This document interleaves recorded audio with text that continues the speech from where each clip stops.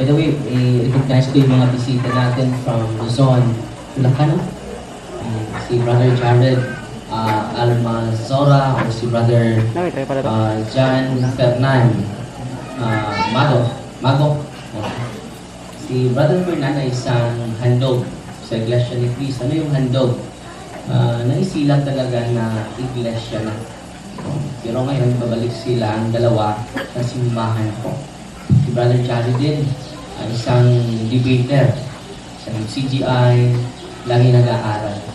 Dahil sa walang tigil niyang pag-aaral, ngayon, nasumpungan niya yung katotohanan. Bigyan natin ng palakpak ang dalawang ito.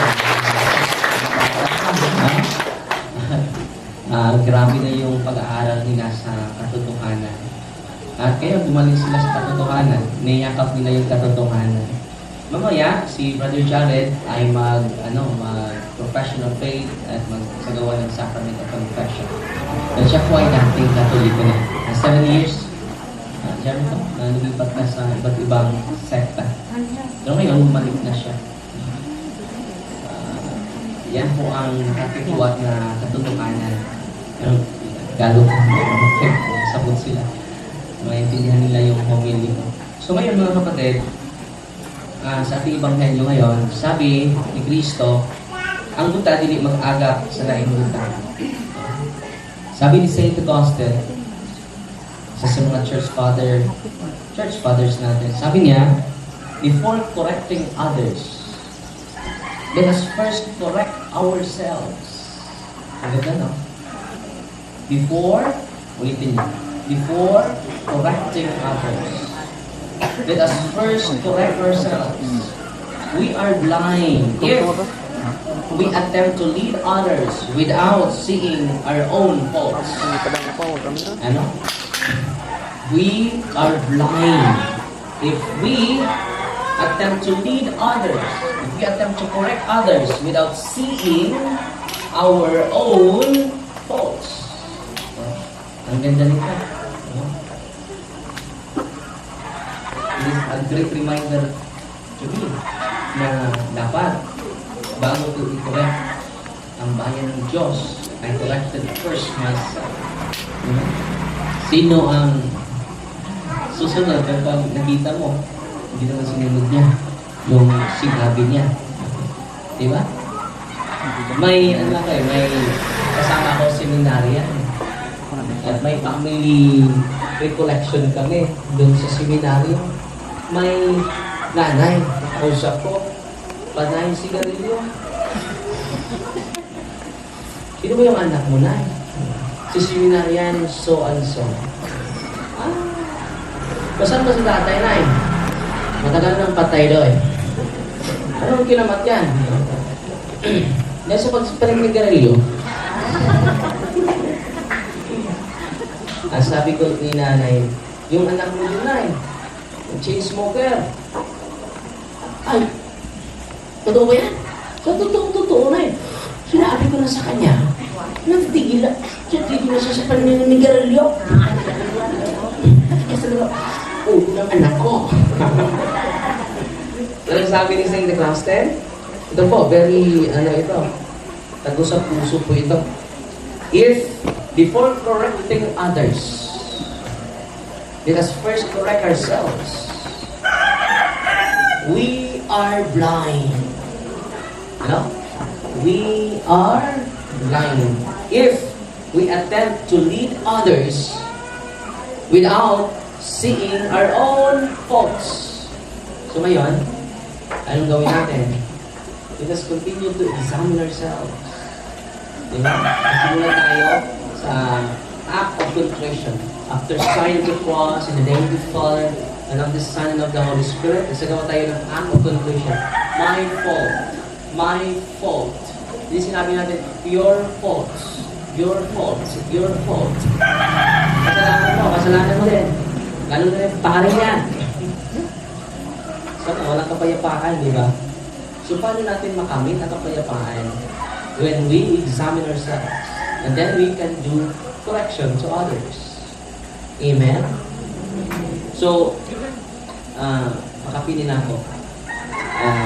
Ngayong darating na election, By the way, you have freedom. Please, don't forget that you have absolute freedom. Huwag kayong magpadikta kahit sino. Ulitin mo ha, huwag kayong magpadikta. Because it violates your freedom. Kung magpadikta kayo sa pera, dapat ang ibuto ninyo, makinig kayo, ang tibok ng puso mo. Ano? Galing sa puso mo. Amen? At ngayong eleksyon, mga kapatid, gusto ko na maging modelo ang balas. Huwag kayong mag-away sa politics. Hindi maganda yun. Ngayon, ang gusto ko sa inyo, piliin ninyo yung galing sa puso ninyo. Amen? At huwag niyong ipahintulot na merong magsasabi, ito ang iboto mo. Kapag hindi mo ito iboto, wala kayong mga biyayang mga. Woe to you. Don't violate my freedom to choose. Amen? Kahit ako, hindi ako mag-manipulate sa inyo. Ito ang kandidato ang iboto ninyo ha. Hindi ko kayo bibigyan ng katawan ni Chris ha. Kanya kaya. Hindi yan. Amen? Don't allow others to manipulate your freedom. Ano? Ulitin nyo. Don't allow others to influence you, to manipulate you. Your vote should be from your heart. Saan galing yung boto mo? Sa puso. Ngayon, dahil nag-uusap kami sa mga abogado, isagawa tayo ng legal action. Wala akong kalaban ng politiko ha, iniibig ko sila lahat. Pinagdasal ko sila lahat. Amen? Pero na nagalit sa akin. No?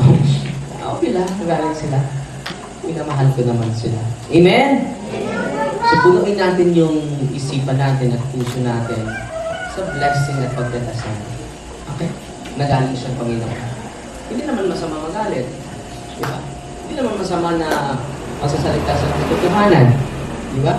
To express our frustration. Hindi yung masama. No? Pero ngayon, gusto ko na magkaisa tayo. Ano yung gusto ko na magkaisa tayo? Magsagawa tayo ng gusto. Ano yung gustong gagawin natin? Legal action po. Ako po ang mag-complain this coming election sa bibili sa buto ninyo. At anong gawin namin sa mga pera pag tanggapin nyo! Tanggapin nyo. Dahil hindi, sabi ni Atty. Victor Corin, wala daw attempted vote buying. Dapat consummated. Ano yung consummated? Natanggap ko talaga. Sa mga naghihirap, no? Laki yung difficulties and challenges na nangyari sa buhay ninyo. Anong gawin ninyo? Ibili niyo ang pagkain. At ang gusto ko lang, galing sa inyo, magsagawa kayo ng statement na pinili kami. Kasi sa mga hindi naghihirap, mark money na natin yun. Yun yung gastuhin. Bakit? Magkaisa tayo dyan. Hindi ko kayo ipahamak. Ako mismo ang complainant. Kayo nasa likod ko. Kung hindi tayo gagawa ng kabutihan ngayon, kailan? Para po ito sa mga anak ninyo. Para po ito sa pag-ibig natin sa bayan natin. Una-una, kapag ang isang kandidato, makinig kayo sinasabi ko ito galing sa puso ko. Hindi galing sa puot ko. Kapag ang kandidato malaki, yung pera, ang pagbili ninyo, nila sa inyo, hindi kayo iniibig yan. Hindi niya iniibig yung lungsod natin. Sino yung iniibig niya? Sarili niya. Pangalawang rason, mabigat na rason.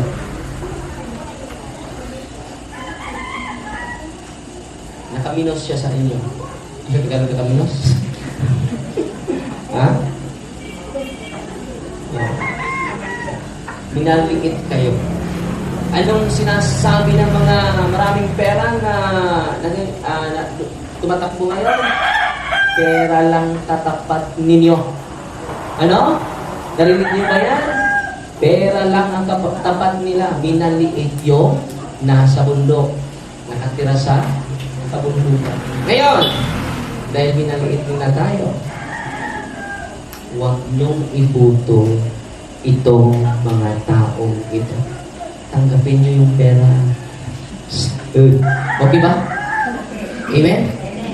Tanggapin nyo ang pera para mutaga. And then, sa sunod na mga araw, ito yung gusto ko, na maging model yung Valencia, hindi lang sa buong Bohol, hindi sa buong Pilipinas na. Ang ganda ng Valencia, no?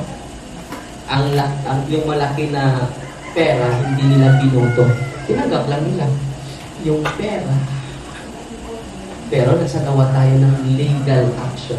Alam nyo, ilang taon makulong ang isang kandidato? It is a criminal case. Ano?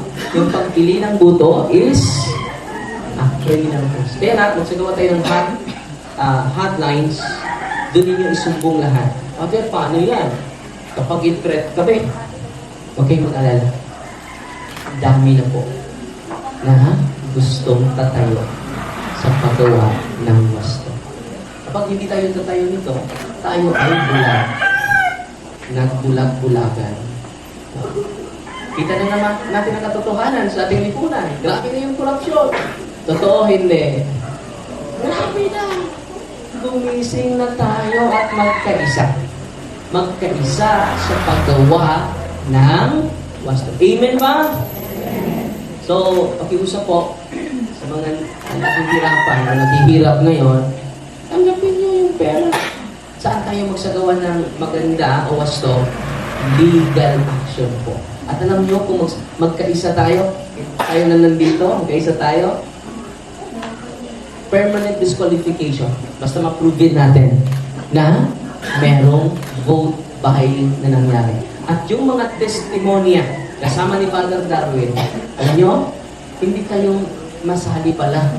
Bagong batas yan sa Omnibus Election Code. Hindi kayo makasali. Dahil star witness kayo.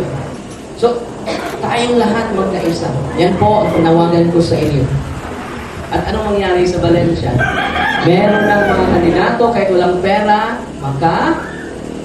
upo sa posisyon. Diba? Sad reality, mayroon tayong kandidato pero walang pera. Nanalo ba yan? Yes or no? Nanalo ba yan? Base experience natin? Hindi! May manalo 1% lang. 99% ang nanalo! Yung may! Totoo hindi! So, sana magising na tayo lahat. Mga nanay, mga tatay, gawin natin ito, hindi dahil sa nagalit tayo. Gawin natin ito dahil iniibig natin yung lungsod natin. At tanong ko sa inyo, iniibig mo pa ba yung bayan natin? Yes. Maliit lang yung kunti lang yung sumagot. O, email na lang, email. No? Iniibig mo pa ba yung Valencia? Amen. Hindi pa ako pinisibo. Anong pwersa na? Mahina naman na, pero wala pa rin almusal? Almusal yun? Oh, wala bang breakfast? No? Iniibig mo ba yung bayan natin? Amen. Alam niyo, kung ako tanongin ninyo, yung laman ng puso ko, wala nang galit ko. Puno ng awa. At puno ng pag-ibig ko. Sana po, this coming election, puno tayo ng pagmamahal. Puno tayo ng awa. Bakit tayo, at yan ang dahilan, bakit dapat magkaisa tayo mga lola. Alam niyo, nakita ko, sinunod ko si Vico Soto. Alam niyo, lahat ng mga SOP sa mga project, hindi niya tinanggap. Then kapag tatanggapin niya yung SOP sa mga project sa gobyerno, ano mangyari sa project? Grabe na po yung mga SOP. Kaya nga hindi na sila gustong papalitan sa posisyon because of money. Kita ninyo? So ngayon, isa tayo. Alam niyo ang nangyari ni Vico Soto? Makapagtayo siya ng worth 9 billion pesos City Hall sa Pasig. Without debt. Walang utang. Sabi niya, may magagawa naman pala. At lahat ng medical assistance binibigay niya sa mga tao. Wow! Sana all. Kung nangyari yan sa Pasig, Mangyayari yan kung magkakaisa tayo. Handa na ba kayo magkakaisa sa paggawa ng wasto? Tsaka, amen lagi. Libot naman mo. Handa na ba kayo? Magkaisa tayo ng ganawa. Pag ito naman, nagkunad sa imong tuba. So sana po ay naintindihan yung intention ko. Ang intention ni Father Darwin, hindi tayo magkawatak-watak. Ang intention ni Father Darwin, hindi tayo mag-aaway at magtatanim ng grabing po. Hindi naman masama magalit. Pero yung lagi na lang tayo nagagalit, hindi na maganda yun. Let us influence each other with the eyes of mercy and love by uniting ourselves to do only the good. Amen?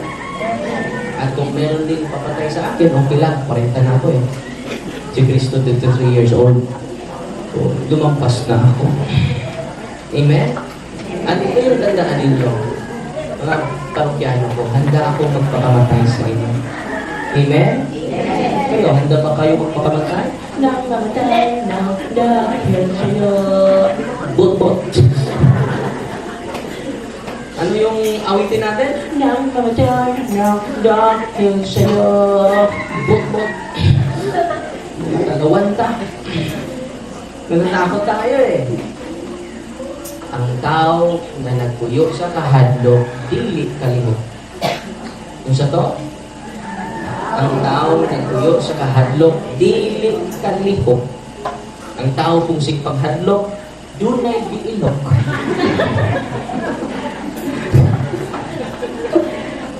Mabalikan mo yun. Ang tao na nagpuyo sa kahadlok, dili kalihok.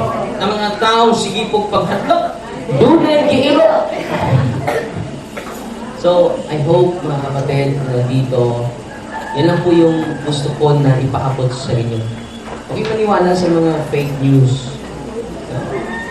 At sana tayo nandito at bibisita ako sa sunod ng mga araw sa mga chapels para po to promote voters education, not voters manipulation. Siya nung pakay ni Father Darwin, voters education, not voters manipulation. Hindi gusto ng Panginoon yan. No? Ito lang ang ibuto nyo ha, straight ha. Hindi straight ha, walang project. Gusto nyo ba kayo? Pera nyo ba yan? Wala, sabi ni Bigo Soto, wala kayong utang na loob kahit kanino. Kung meron mga project, initiative sa isang mayor, ako nga ay hesitant eh. Kapag may lalapit sa akin, thank you, Mayor, ha? Ano po, bakit nag-thank you ka sa akin? Pera ko ba yun? Nahihiya ako eh. Kung mga tao lalapit sa akin, thank you, Mayor, bait ko. Ang dami mo nga project. Nahihiya ako. Pera ko ba yun? Pera ng taong bayan yun. Dapat ma-educate tayo dyan. Dahil, kapag tutulong itong isang politiko, parang may utang na loob na tayo. Wala! No? Pera natin yun. Eh, sure ba nang bayad sa hospital ko? Sa pag-confine ko sa sino mo bayad eh? Sino yung buto ko? Pera niya ba yun? Hindi! Sinong pera yun? Galing yun sa mga taxes natin. Different taxes. At salamat ninyo. Dahil dedicated kayo. Magbayad sa, alam nyo, dun sa Pasig, free check-up. Yung mga, yung mga senior citizen. Pero ngayon, natatakot tayo pa-check up. Ang mahal pa din. Totoo, hindi. Yung mga basic needs natin na kinakailangan natin. Yan ang dapat natin tingin. Bakit? Araw-araw tayo nagbibigay ng buhis sa gobyerno. Amen? So, balik po sa sunod ng mga araw for voters education po. Salaysay namin anong dapat natin gawin. So, Father, paano yan kung takot at tatakutin kami? No? Sino dapat matakot? I-reverse ninyo.